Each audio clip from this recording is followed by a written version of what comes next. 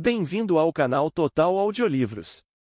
O Ego e o ID e outros trabalhos de Sigmund Freud. Capítulo 1. A consciência e o que é inconsciente. Neste capítulo introdutório nada existe de novo a ser dito e não será possível evitar repetir o que a miúde foi mencionado antes.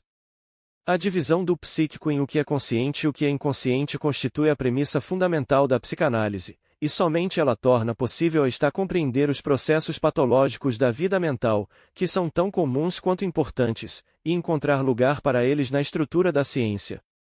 Para dizê-lo mais uma vez, de modo diferente, a psicanálise não pode situar a essência do psíquico na consciência, mas é obrigada a encarar esta como uma qualidade do psíquico, que pode achar-se presente em acréscimo a outras qualidades, ou estar ausente.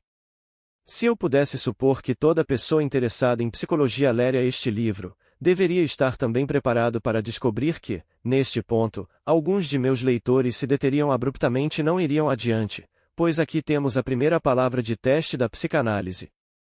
Para muitas pessoas que foram educadas na filosofia, a ideia de algo psíquico que não seja também consciente é tão inconcebível que lhes parece absurda e irrefutável simplesmente pela lógica. Acredito que isso se deve apenas a nunca terem estudado os fenômenos pertinentes da hipnose dos sonhos, os quais, inteiramente à parte das manifestações patológicas, tornam necessária esta visão. A sua psicologia da consciência é incapaz de solucionar os problemas dos sonhos e da hipnose. Estar consciente é, em primeiro lugar, um termo puramente descritivo, que repousa na percepção do caráter mais imediato e certo. A experiência demonstra que um elemento psíquico, uma ideia, por exemplo, não é, via de regra, consciente por um período de tempo prolongado. Pelo contrário, um estado de consciência é, caracteristicamente, muito transitório. Uma ideia que é consciente agora não o é mais um momento depois, embora assim possa tornar-se novamente, em certas condições que são facilmente ocasionadas. No intervalo, a ideia foi. Não sabemos o que. Podemos dizer que esteve latente, e, por isso, queremos dizer que era capaz de tornar-se consciente a qualquer momento. Ora, se dissermos que era inconsciente, estaremos também dando uma descrição correta dela. Aqui inconsciente coincide com a latente capaz de tornar-se consciente. Os filósofos sem dúvida objetariam, não, o termo inconsciente não é aplicável aqui enquanto a ideia esteve em estado de latência, ela não foi algo psíquico de modo algum. Contradizê-los neste ponto não conduziria a nada mais proveitoso que uma disputa verbal. Mas nós chegamos ao termo ou conceito de inconsciente ao longo de outro caminho, pela consideração de certas experiências em que a dinâmica mental desempenha um papel descobrimos, isto é, fomos obrigados a presumir, que existem ideias ou processos mentais muito poderosos, e aqui um fator quantitativo ou econômico entra em questão pela primeira vez, que podem produzir na vida mental todos os efeitos que as ideias comuns produzem, inclusive certos efeitos que podem, por sua vez, tornar-se conscientes como ideias, embora eles próprios não se tornem conscientes. É desnecessário repetir em pormenor aqui o que foi explicado com tanta frequência antes. Basta dizer que, neste ponto, a teoria psicanalítica intervém e assevera que a razão pela qual tais ideias não podem tornar-se conscientes é que uma certa força se lhes opõe, que, de outra maneira, se tornariam conscientes, e que seria então aparente quão pouco elas diferem de outros elementos que são admitidamente psíquicos. O fato de se ter encontrado, na técnica da psicanálise, um meio pelo qual a força opositora pode ser removida e as ideias em questão tornadas conscientes, torna irrefutável essa teoria. O estado em que as ideias existiam antes de se tornarem conscientes é chamado por nós de repressão, e asseveramos que a força que instituiu a repressão e a mantém é percebida como resistência durante o trabalho de análise. Obtemos assim o nosso conceito de inconsciente a partir da teoria da repressão. O reprimido é, para nós, o protótipo do inconsciente. Percebemos, contudo, que temos dois tipos de inconsciente, um que é latente, mas capaz de tornar-se consciente, e outro que é reprimido e não é, em si próprio e sem mais trabalho, capaz de tornar-se consciente. Esta compreensão interna, insight, da dinâmica psíquica não pode deixar de afetar a terminologia e a descrição. Ao latente, que é inconsciente apenas descritivamente, não no sentido dinâmico, chamamos de pré-consciente, restringimos o termo inconsciente ao reprimido dinamicamente inconsciente, de maneira que temos agora três termos: consciente, CS, pré-consciente, P6, e inconsciente, ICS, cujo sentido não é mais puramente descritivo. O P6 acha-se provavelmente muito mais próximo do CS que o ICS, e desde que chamamos o ICS de psíquico, chamaremos, ainda com menos hesitação, o P6 latente de psíquico. Mas por que, ao invés disto, não concordamos com os filósofos e, de maneira coerente, distinguimos o P6, assim como o ICS, do psíquico consciente?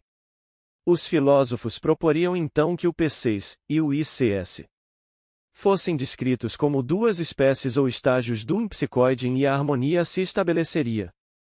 Porém, dificuldades infindáveis de exposição se seguiriam, e o fato importante de que estes dois tipos de psicoide coincidem em quase todos os outros aspectos com o que é admitidamente psíquico seria forçado para o segundo plano, nos interesses de um preconceito que data de um período em que esses psicoides, ou a parte mais importante deles, eram ainda desconhecidos. Podemos agora trabalhar comodamente com nossos três termos, CS, P6 e ICS, enquanto não esquecermos que, no sentido descritivo, há dois tipos de inconsciente, mas, no sentido dinâmico, apenas um. Para fins de exposição, esta distinção pode ser ignorada em alguns casos, noutros, porém ela é, naturalmente, indispensável. Ao mesmo tempo, acostumamo-nos mais ou menos com essa ambiguidade do inconsciente e nos demos muito bem com ela. Até onde posso ver, é impossível evitar esta ambiguidade. A distinção entre consciente e inconsciente é, em última análise, uma questão de percepção, a qual deve ser respondido em sim ou em não, e o próprio ato da percepção nada nos diz da razão por que uma coisa é ou não percebida. Ninguém tem o direito de queixar-se porque o fenômeno concreto expressa ambiguamente o fator dinâmico. No curso ulterior do trabalho psicanalítico, entretanto, mesmo essas distinções mostraram ser inadequadas, e para fins práticos, insuficientes.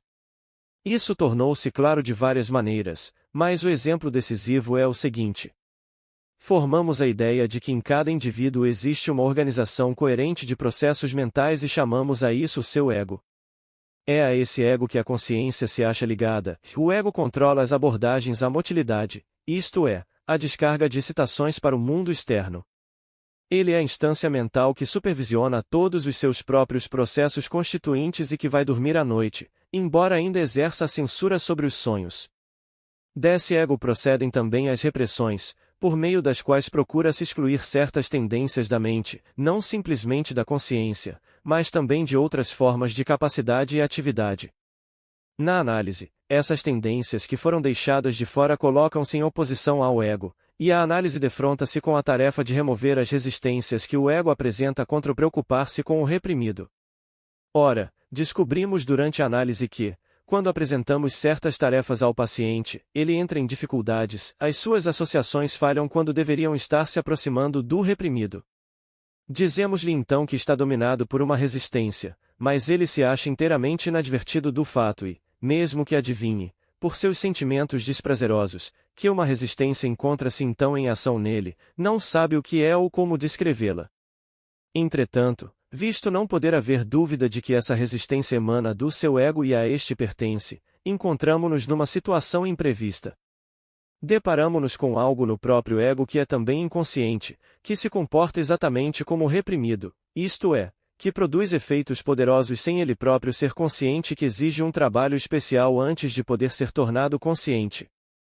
Do ponto de vista da prática analítica, a consequência desta descoberta é que iremos parar em infindáveis obscuridades e dificuldades se nos ativermos a nossas formas habituais de expressão e tentarmos, por exemplo, derivar as neuroses de um conflito entre o consciente e o inconsciente.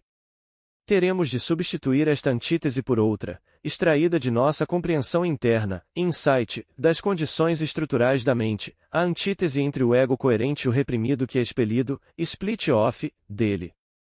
Para nossa concepção do inconsciente, contudo, as consequências de nossa descoberta são ainda mais importantes. Considerações dinâmicas fizeram-nos efetuar a primeira correção, nossa compreensão interna, insight, da estrutura da mente conduz à segunda. Reconhecemos que o ICS não coincide com o reprimido, é ainda verdade que tudo que é reprimido é ICS, Mas nem tudo o que é ICS é reprimido. Também uma parte do ego, e sabem os céus que parte tão importante, pode ser ICS, indubitavelmente é ICS. E esse ICS que pertence ao ego não é latente como o P6, pois, se fosse, não poderia ser ativado sem tornar-se CS, e o processo de torná-lo consciente não encontraria tão grandes dificuldades. Quando nos vemos assim confrontados pela necessidade de postular um terceiro ICS, que não é reprimido, temos de admitir que a característica de ser inconsciente começa a perder significação para nós. Torna-se uma qualidade que pode ter muitos significados, uma qualidade da qual não podemos fazer, como esperaríamos, à base de conclusões inevitáveis e de longo alcance. Não obstante, devemos cuidar para não ignorarmos esta característica, pois a propriedade de ser consciente ou não constitui, em última análise, o nosso único farol na treva da psicologia profunda. Obrigado por visitar o canal Total Audiolivros.